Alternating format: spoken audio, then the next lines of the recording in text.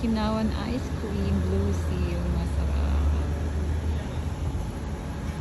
Natanghal mga Hello! snaps. Kaya ayan, punta tayo sa Blue Seal Ice Cream. Ito po yan sa Sibata. Tingnan po natin ang loob at kung ano yung mga different flavor ng ating ice cream.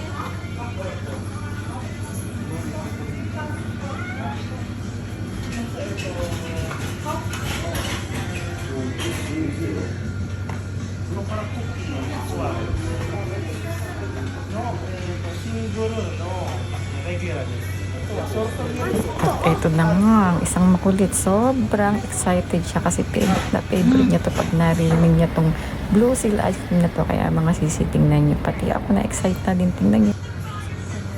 Kasi lalo na sa panahon natin na sobrang init talaga, grabe.